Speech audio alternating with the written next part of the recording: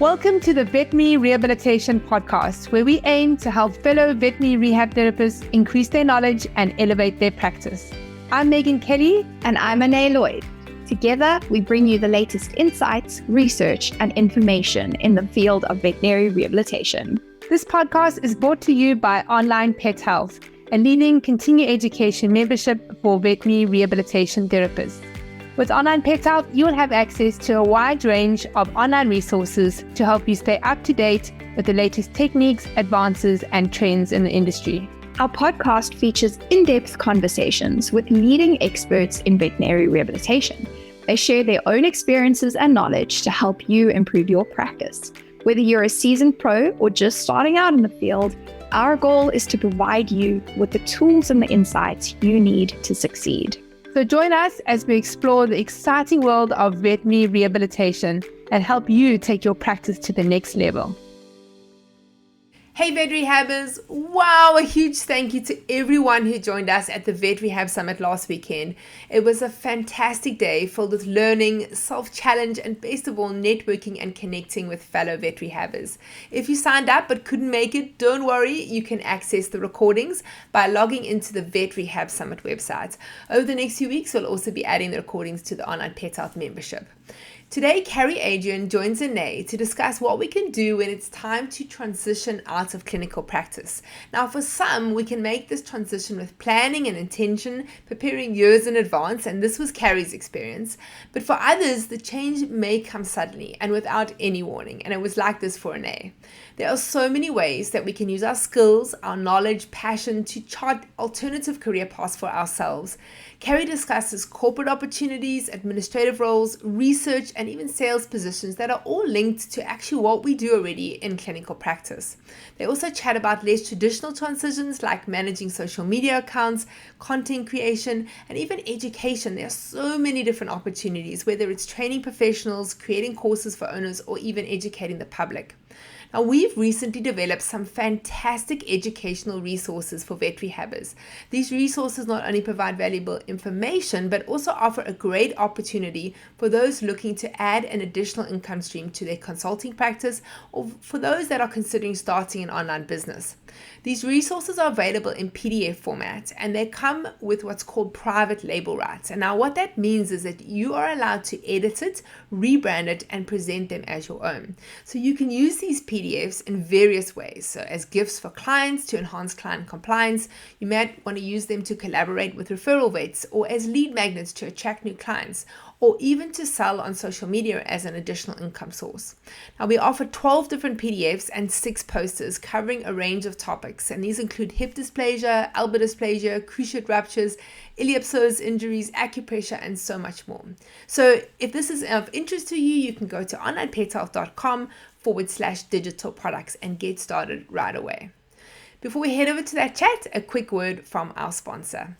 Curricle Vet is owned by Nada Robinson. She first developed her courses at the Colorado State University, where she started the Medical Acupuncture for Veterinarian Certificate program in 1998. In so doing, Dr. Robinson developed a science-based platform for veterinary acupuncture, the very first of its kind. Today, Curricle Vet offers a comprehensive curriculum in integrative medicine with a rational, evidence-supported foundation. And the courses they have include medical acupuncture, photomedicine, botanical medicine, medical massage, and integrative rehabilitation. And you can discover Curricle Vet at curricle.org. Right, over to Anae and Carrie.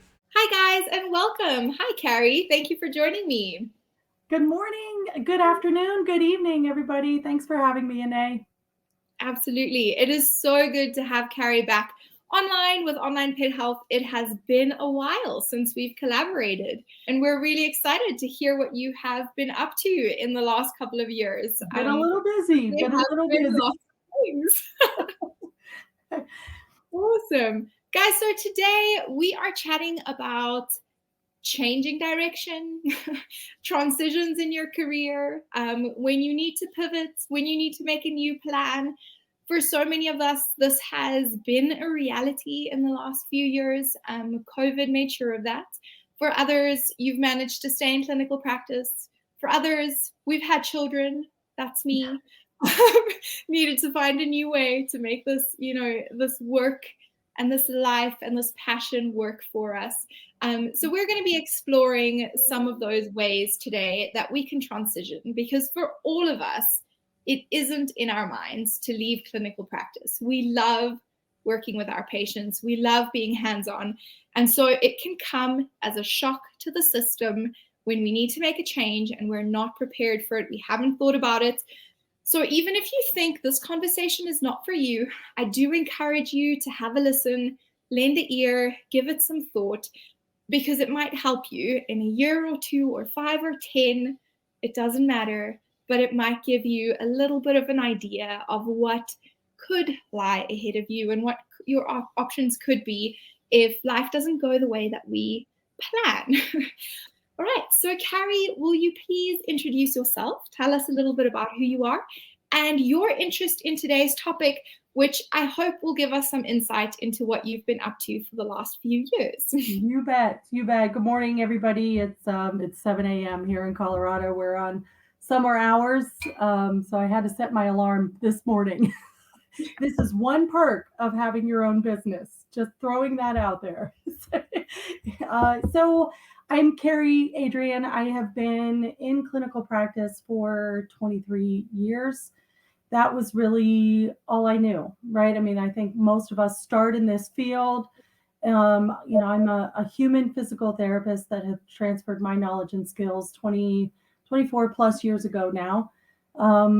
And, much like Anae said, I wanted to bring this topic to online pet health because I think the transition is huge. Because this is all we know, it's very scary, right? So, I try to teach my kids, feel the fear and do it anyway. So that's exactly what I did last April. So my story goes back to, VCA animal hospitals. I was director of rehabilitation for all of VCA nationwide, and it was an amazing role. Just being able to stay in clinical practice 2 days a week and working for a corporation the other 3 days a week. It was perfect. It was a great mix for me. I did have kids. I wanted that flexibility, at least somewhat, to raise my babies and be home with my babies. Of course, I think COVID changed the field, at least here in the US, changed the field of vet med. And I don't know if it was just COVID, who knows? It was very, very difficult. And I think it still is for hospitals, for corporations to find veterinarians, to find technicians to staff their hospital. So rehab really, kind of went down on the rung of the ladder. And I did see it coming. I kind of knew that this was the direction it was heading. So when my position was eliminated, I was ready. I started a business in 2021 that's out there. This was a dream come true for me to develop an educational platform. We had been talking about it with some friends and colleagues. I know everybody knows Amy Hesbach, Lynn McGonigal, Cheryl Rieger-Krug. We had been talking about something like this for probably close to 10 years. So so it wasn't kind of, at least for me, it wasn't a smack in the face, right? Like, okay, I see this coming, and I kind of paved that way for myself, if you will. I was ready to leave the clinic back in January of 2022. And I expressed that, to the corporation. I'm looking for that transition. When for sure, COVID, we were all getting killed in so many different ways, right? It was either killing your job, killing us on the number of patients that we were seeing every day. I was 14 to 16 patients. It was only 2 days a week. And the other couple of days on my corporate time, you're scrambling to catch up with that caseload, right? Mm-hmm. So for me, COVID was really difficult with burnout for me. I just needed a change. I was ready. I told them I need to transition out of the clinic. What can that look like? And I explored my options with them. And, it wasn't something that they, for me to come on full time wasn't an option at that point, with medical operations within the corporate practice. Again, they were focused on some other things. So when my job was eliminated last February, I had an idea of where I was going and what I wanted to do. I did have a little bit of opportunity to plan and prepare, but that doesn't mean, those wheels weren't already spinning, beforehand. So, whether it's boredom, whether it was burnout, whether it's kids, I'm in the same boat. Anae, I've got a 10 and a 14-year-old, and I'm probably having a little bit of a reality check that my oldest is going to high school this fall, right? Like, oh my gosh, what's going to happen, right? Wait, what? So for me, it was a bit of a smack in the face that, I want to cherish every second, in every minute that they're home, and to have more of that flexibility.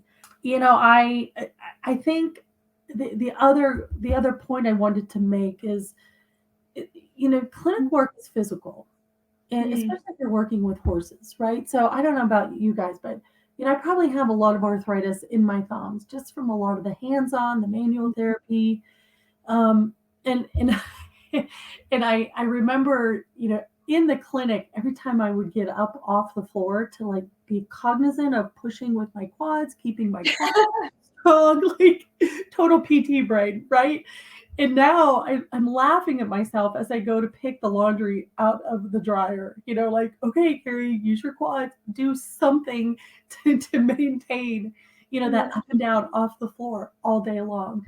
So I find myself doing things to like mimic that at home, so I can at least try to maintain it, because we ain't getting any younger over here. So, the excessive workload, maybe you just need a change. Maybe you just need something that challenges you again. I've seen some human, they were doing some surveys and looking at reasons for why, within 5 to 7 years, some of these human PTs were looking for a way out, as early as 5 to 7 years. Wow. So that was a little bit eye-opening for me as well. And looking at lack of growth at documentation. So I don't know about the rest of the world, but we have an incredible amount of documentation for human PTs and canine alike. And it becomes a huge burden, or maybe your salary is not where you want it to be. And there's so many reasons, guys, so many personal reasons too, of why you want to leave the clinic. I love that. So I think, thank you for sharing that, Carrie. That's really great. Some of the things that you've just said now, Carrie, is like that readiness for a transition. And so in my mind, I feel like for some of us, it comes as a shock. I need to do something different. And maybe that's because we've been kind of in denial about, you've mentioned the physical and the financial aspect. Those can both be things that smack us in the face because we haven't been paying enough attention to them. And then all of a sudden we need to make a change. And then on the other side, this idea that you've kind of had this idea or this dream or this thing you wanted to pursue. And so you're ready for the change when the opportunity presents itself. So I'd love to hear from our audience. Can you relate to one of those? I'd love to have a sense of how you guys are feeling and what you're experiencing. Or if you're not there, you want to be in clinical practice, please, that's fine. We all actually want to be in clinical practice for as long as it's possible. So there's nothing wrong with feeling like that and wanting to be in that space. And even if that is where you are, I think there are ways to make it more sustainable so that the challenges like the physical or the financial or the paperwork workload are not as much of a burden, and that we can give ourselves a bit better longevity to stay in clinical practice. So I think those are all kinds of things we can explore and think about. So yeah, let us know where you guys are at and how that feels and works for you. Yeah, would love to hear, some of the thoughts that are out there. I love clinical practice. Don't get me wrong. It's scary, guys. I'm not going to lie. To leave what you know your entire life is super scary. not going to lie about that. It's one of those, is this something that I can do? That whole imposter syndrome creeps back in, and that whole, gosh, I don't know if I can do this. And what I can say to you, and trust me, I'm still doing it, and do prepare, do have something in mind. Now, that's not always the case. I get that, things change like that. So, at least start thinking about what that would look like for you when clinical practice comes to an end, as it almost always does. If you're lucky, you get to retire from clinical practice. Yeah. And I miss getting my hands furry. I do. But it was time. It was time for me personally. It's such a personal decision on that. So at least, I love that you're happy in clinical practice, but maybe start thinking about what would I do, or be honest with yourself. And, and that's what I had to do.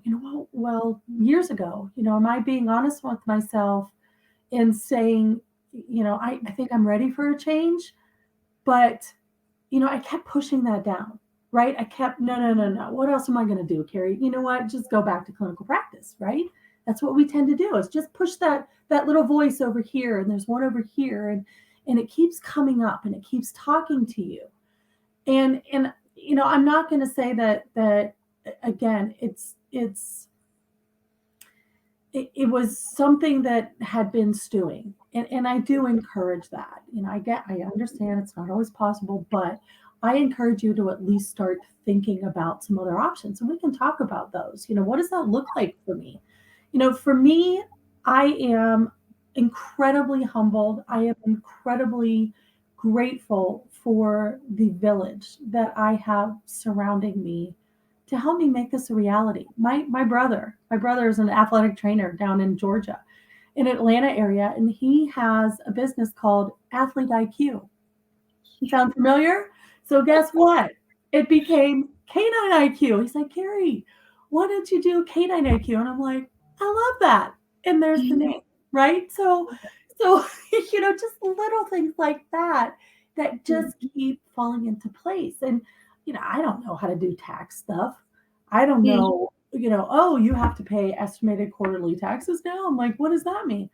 My other brother is a CPA, so reach out to your connections, guys. You don't have to have this all on your shoulders. And not only that, I'm humbled by the connections that I have made throughout my career. Reach out to those people. The faculty list, I am incredibly grateful for. I've worked with Dr. Allison Heaney. She's a cardiologist. Hey, I would love to do a lecture for Canine IQ. Great. So the people that you meet along the way, talk to them. Talk to those people. Start the conversation is the first thing I would throw out there. Start to feel this out. It's not just here on your shoulders. Work that I love that. I love that. That's making me feel like, be brave and just have the conversations. And I have to tell myself to be brave, because actually having conversations is very hard for me. You wouldn't say, right? Okay. So Anna and Beth, thank you so much. Anna says, I am in that place, but I'm having a hard time making a decision. I'm in transition towards PT, but don't know if I should leave general practice. Yeah. Anna, are you a veterinarian? So you want to lean more towards rehab as a GP veterinarian? Is that what I'm saying? And so if I'm understanding that correctly, I would absolutely start talking to your neighborhood, if you will, and reach out to those who are doing it. Reach out to you're an RVT. Okay, perfect. Yeah. So I would reach out to your people and start talking to those who have made that transition, who have made that switch. Begin the conversation. Key number one. And feel it out. I don't know, what your demographics look like, what your area looks like. Are there people that are doing it around you? Is there some way that maybe you can go in and shadow and start to feel that out a little bit without jumping right in making that switch. Make sure you like it. Make sure it's something that you want to do. Would they support you getting certified? Would they support, you going through and getting the education and training that you need to make that switch? Start the conversation. So I really like that. Kind of what you're saying there is that it can also be gradual. You don't have to make this like giant change overnight. Sometimes you can start to bring in change over time. You can start to incorporate days in a different situation, days in a different workspace, and then build on that as it grows and as it develops, which can sometimes be the right thing. So there isn't one right way to transition from one space to the next space. It can look so many different ways. Yeah, for sure. And perhaps too, Anna, that you end up doing half and half. Mm-hmm. Maybe you do half GP, maybe you do half rehab stuff.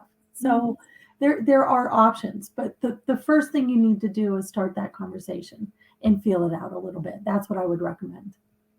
Awesome. And then Beth is saying, it is scary, but for me, it's time. Closing a successful canine practice after 25 years and 40 years as a PT to do something else. Ooh. Scary, isn't it? Yeah, it was for me as well. I get it. This is all This is all.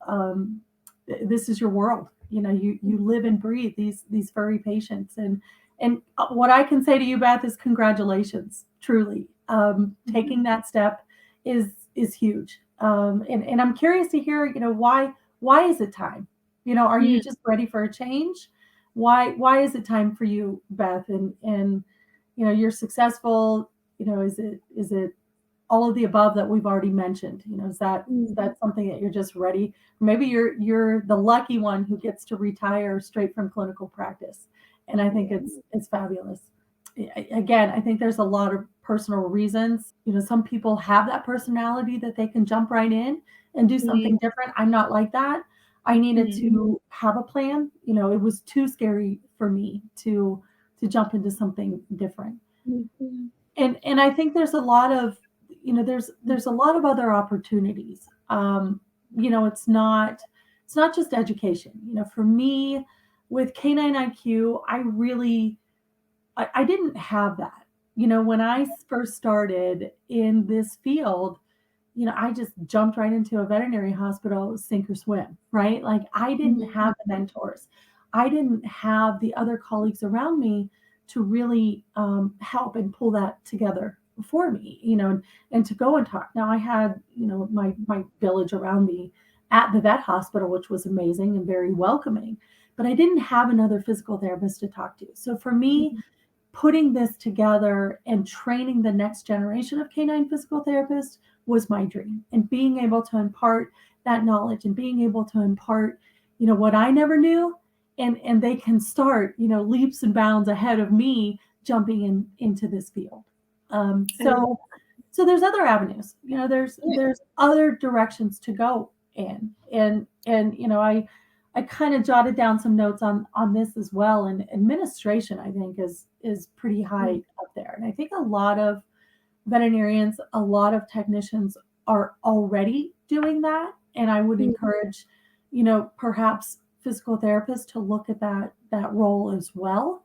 It may not be, a hospital manager to that level, but, could certainly be providing some insight on developing clinical practice and developing certain departments. That clinical background that you have is invaluable, and being able to help create those and drive those numbers is a great start. I love that, honestly, because I think we don't realize the skills that we pick up along the way that are not specific to our skill set that we're intentionally developing, right? Like having administration and scheduling skills, working with different kinds of software, managing teams, managing different personalities. I think it is so important that as we go through these things as professionals, we intentionally develop the skill. We intentionally give it time, give it attention, make sure that we're making the most out of every frustrating challenge that we have to face to get through get through clinical practice, make it better, improve the way that we work.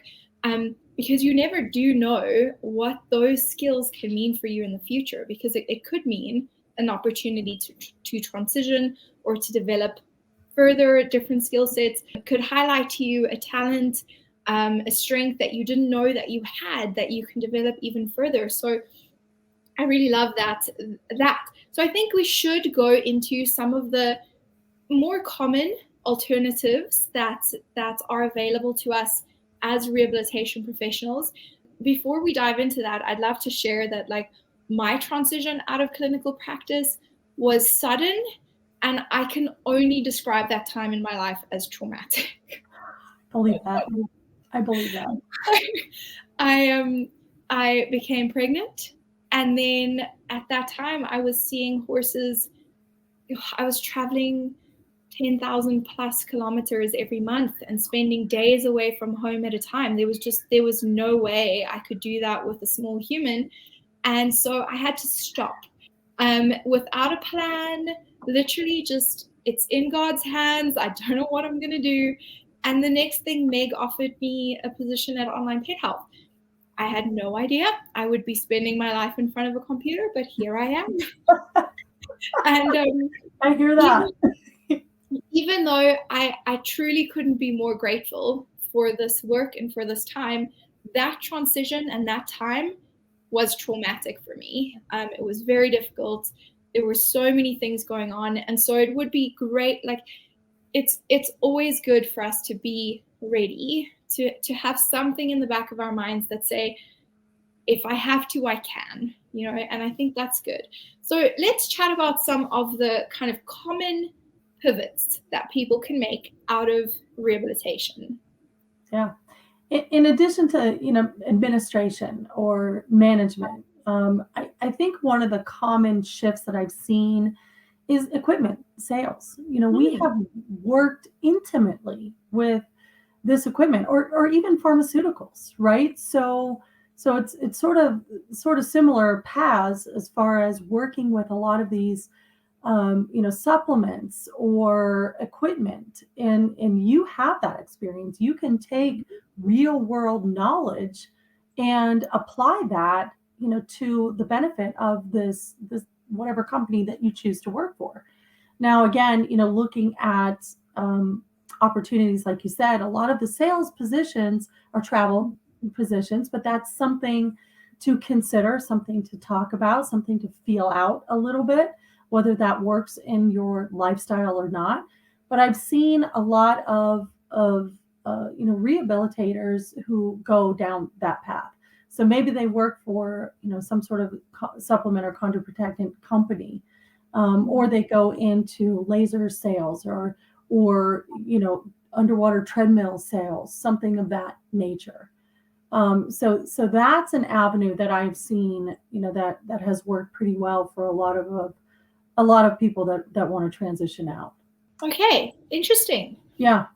And we know this equipment. Why not? The education, of course, is one. The telehealth, I put this on the list too. So telehealth, digital health. I think you've got to be the right person for that. I was not. I didn't much care for telehealth. I considered it. I looked into it. There's a lot of legal aspects, at least, here in the US, of what that looks like to be able to offer telehealth. And a lot of it was paper pushing. For me, I hated that aspect. I wanted to keep these furry.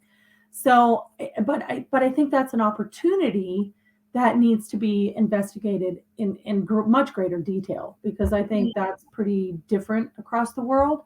And whether you can, utilize that for actual patient care, that's a hard one, or just consulting, or maybe you do that in a consulting role instead of actual direct, patient care. So that's something else that could be considered, obviously with a lot more investment and understanding of doing it the right way, and if that Mm. works within your practice acts, and what that all entails. Mm. So you kind of just like skipped over education, actually, and I'd love for you to explore that a little bit deeper, because I mean, you've created your own certification course, which I'd love for you to tell us more about. But you don't have to create your own thing to go into education, right? You can start working at a university or lecturing. There are a few other ways to go into education a little bit deeper. For Do you sure. have ideas, some additional Yeah. ideas? The beauty of this is you're in South Africa, I'm in Colorado, and here we are, talking to one another. And that's one beauty of COVID, right? So I think, if you have knowledge and being able to share it. Now, the social media, I don't know about for you guys, but the social media makes me want to, kills me. But I'm old school, right? So being able to create something is step one, but then getting it out to the world, I think, is even harder. We have so much knowledge up here. That's the easy part, right? And just putting it down on paper, that's the fun stuff. That's what we know. That's what we want to share. But how do I, here I am on online pet health, but how do I share that, with the world, that, hey, my stuff is great. You should take that, so that's something that, maybe online pet health is something on, the social media aspect and just marketing. So that's a whole nother world, right? I talked a little bit about, just all the business administration that goes along with creating your own business, and the taxes. But this IT stuff is a whole different world. Marketing, whole different world. So these are little chunks that you have to think about putting it all together to create that educational piece. And how do I share that? For sure, sharing with universities, I think, is an excellent idea. There's so many platforms that we can utilize, and being able to get the word out. Gosh, sky's the limit. I think sky's the limit with education and the platforms that we have right now. And being able to share our knowledge. And that's really the goal, is, and the beauty of all of this is to be able to take our experiences, because we may not have the research behind what we're doing, but we've seen it in clinical practice enough to say, hey, look at this, or hey, think about this. So I think there's more and more opportunity for that to be cohesive.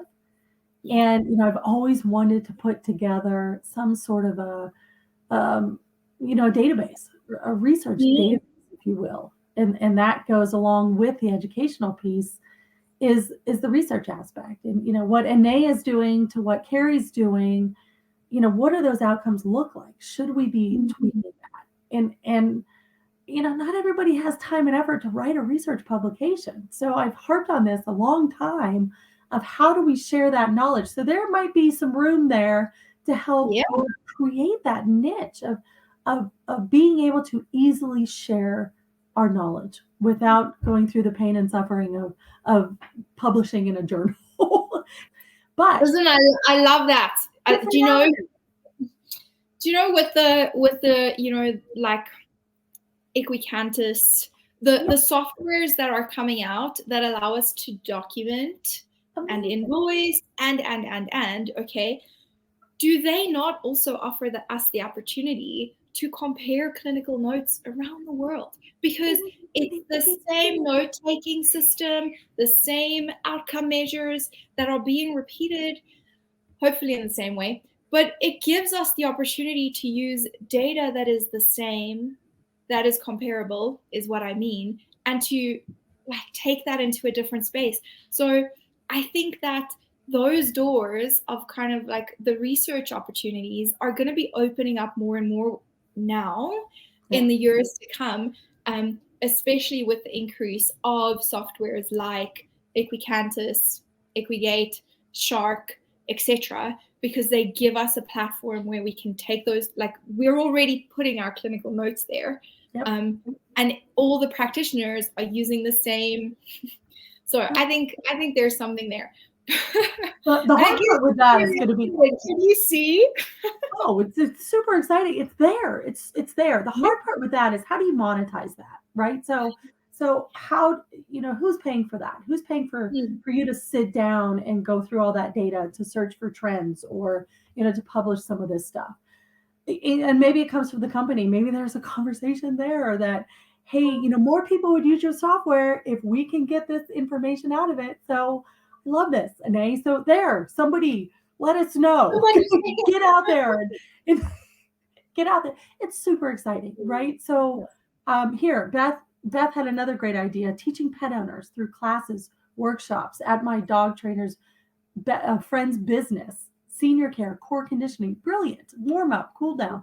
I think we all think of this stuff, we do it on a daily basis in clinical practice, and I know a lot of people are already, doing this information. Find your niche, find what you love, get out into your community and start educating, offer these classes. I love it, Beth. Thank you. Yeah, it's the stuff that we teach on a daily basis in clinical practice. And the other thing that reminds me of, Beth, I was going to mention that as well, as an addition to, because Carrie is talking about, educating other professionals, but owners. Yes.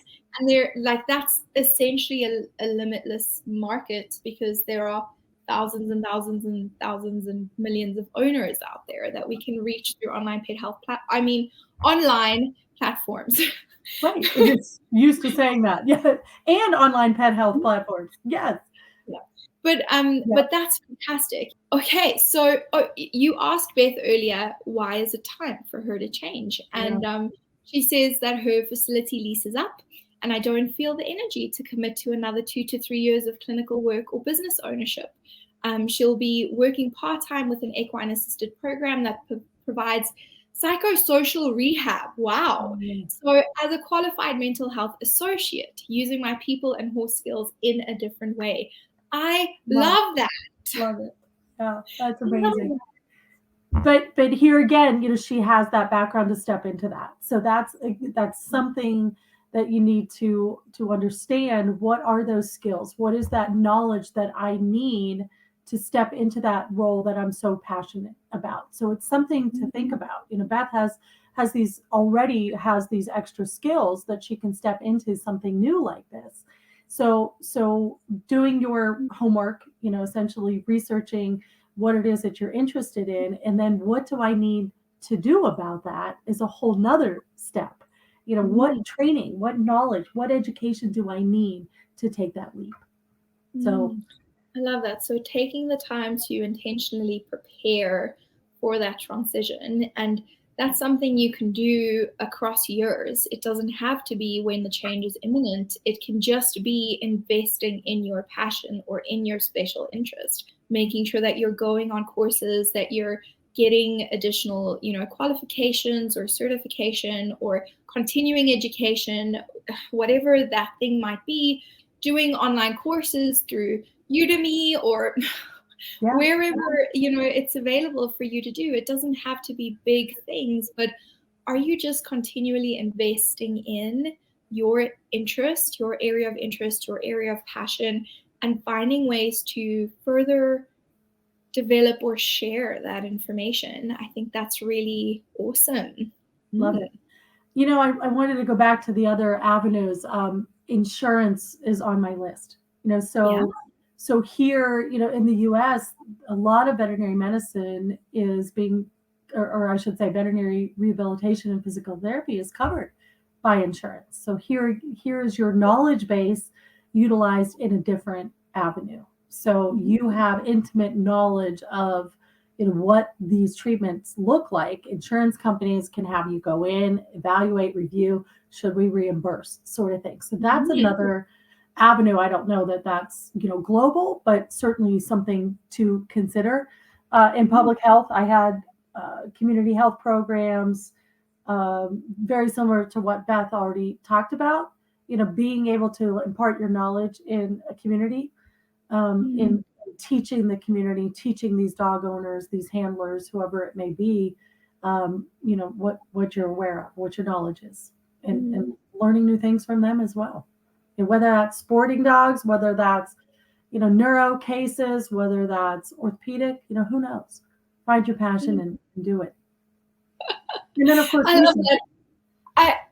Research. Okay, yes, go into research. Yeah. So again, make money out of doing research. I figured it out.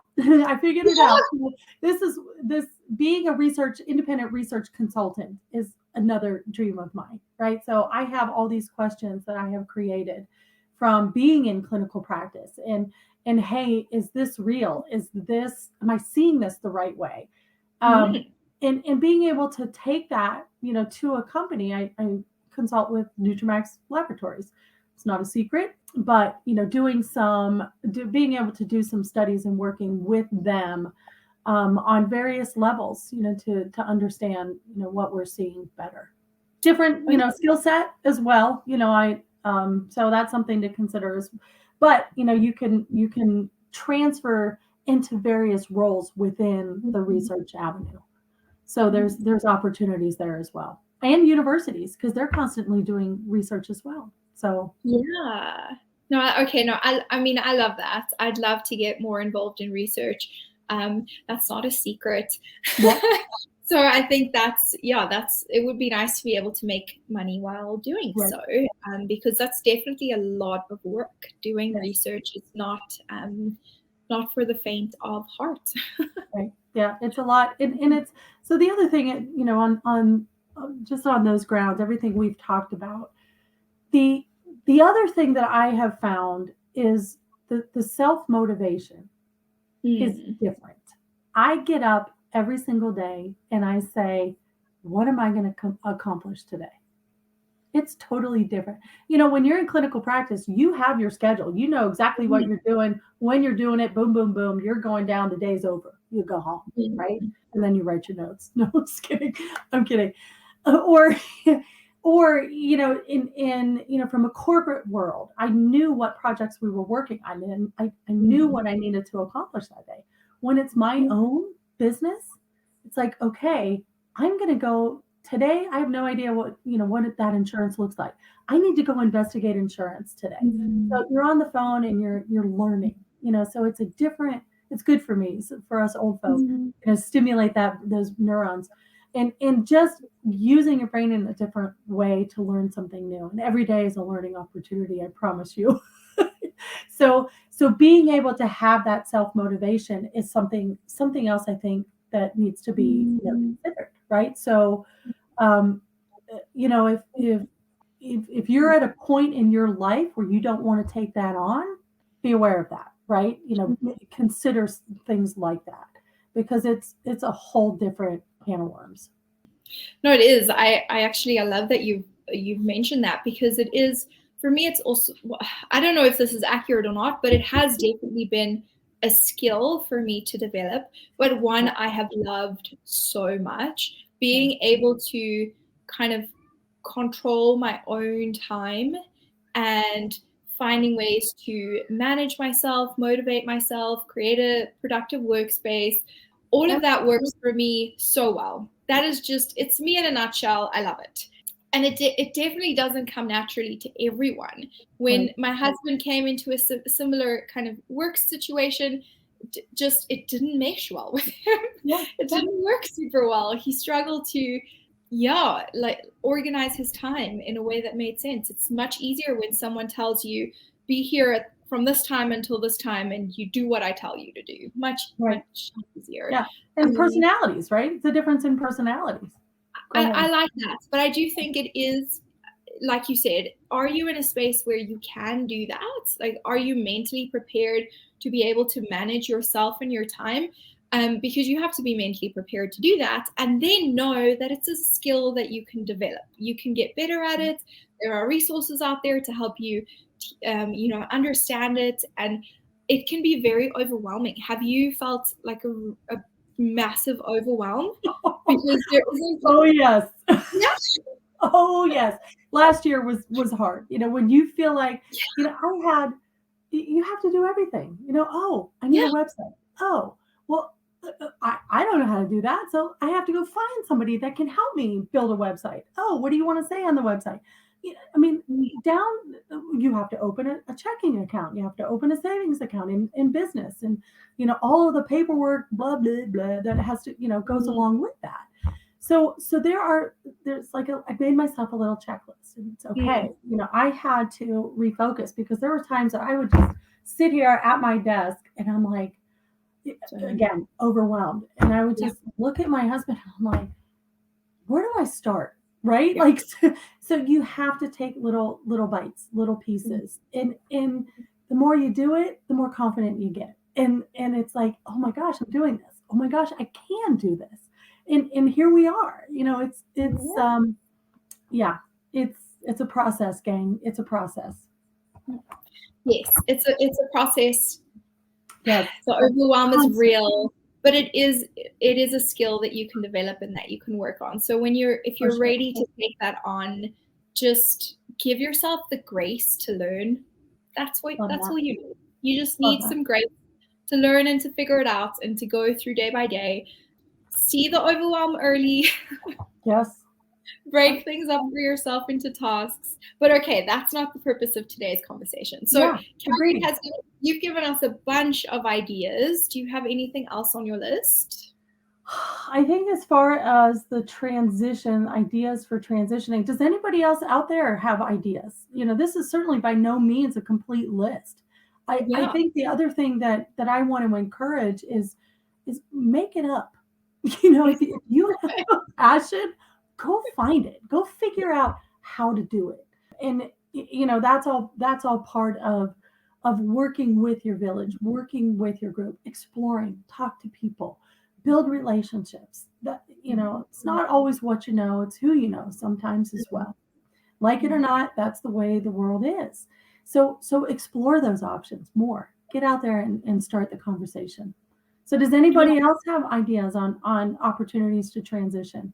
Yeah, I'd love to share that because you've just kind of focused on like the traditional things, but the social media and the online world have opened up so many. Your creativity is your limit in what you could be doing. But if you like social media, managing people's social accounts, practices, other rehab practices, social media is always an issue because someone has to do it. Someone has to spend the time. And as a professional, you want to have the knowledge to be able to share the right stuff to social media. So managing social accounts is definitely something that you can get. Anyone? No, and you could manage many accounts. You don't have to limit yourself to one or two practices. Again, it can be something you do around the world. It doesn't have to be limited to where you are geographically. So that's an opportunity. Managing, practices note-taking. I know a clinician who does not do her own notes. She sends someone a voice note and they do the notes for her. And that's how she does her admin because she doesn't want to sit in front of her computer. Things like that. There are ways that you can kind of expand your current skill set or interests in the social world, on social media. Content creation, writing articles for websites. Again, within our industry, this is quite a niche space, but having good blog articles increases SEO. And if you have that on your website, you benefit, your practice's traffic. But writing them is hard work. Great. So great. And thanks for that. I got to put that on the list, right? That can be outsourced. And that's definitely not everyone's strength. Like, I love writing articles for Online Pet Health. I think we have close to 300 blogs at the moment. How wild is that? Yeah, it's amazing. It's fantastic. You have to like writing, right? I mean, you have to like writing. So those are all kind of avenues that you can explore. Managing websites, writing content, managing social profiles. These are all things that like I'm familiar with because they're part of what I do. And so hopefully that gives you guys some ideas as well. But it can be traditional, it can be non-traditional. Think about what you want. Do you want to be home? Do you want to be on the road?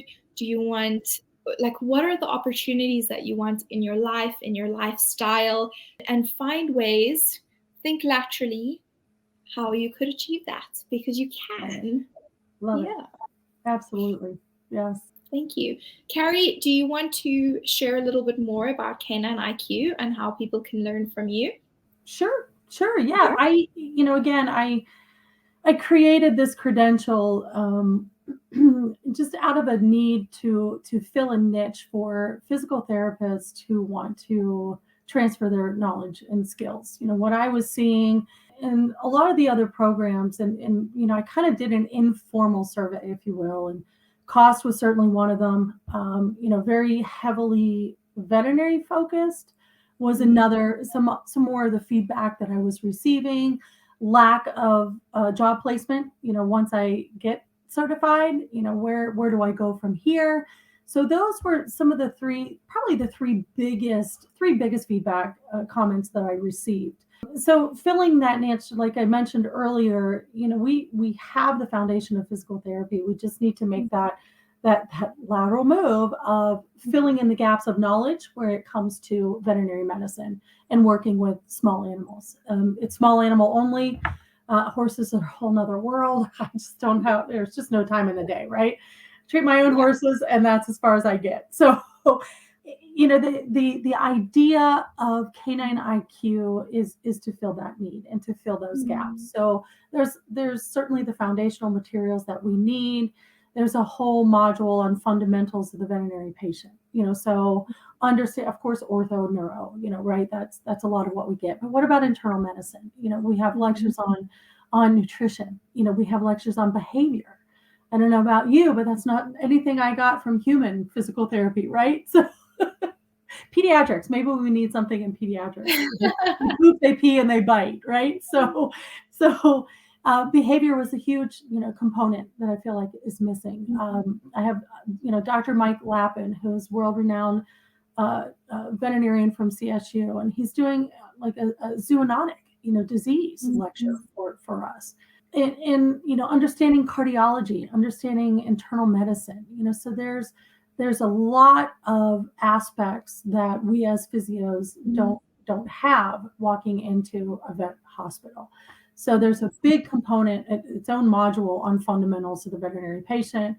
And then again, taking the specialists, I'm pretty humbled by this faculty. I'm just very grateful that, there's a lot of physical therapists who have been doing this as long as I have. And, everybody's got their love, right? Everybody's got their specialty, whether it's their ex, and whether it's, looking at sports medicine, neuro rehabilitation, and taking in business, there's even a component on business and developing your own business and looking at those various models. So, I'm humbled by this group coming together to impart that knowledge on our next generation and taking those physios that have been doing it, focused on that specific component, of their career, and being able to share that with the next generation.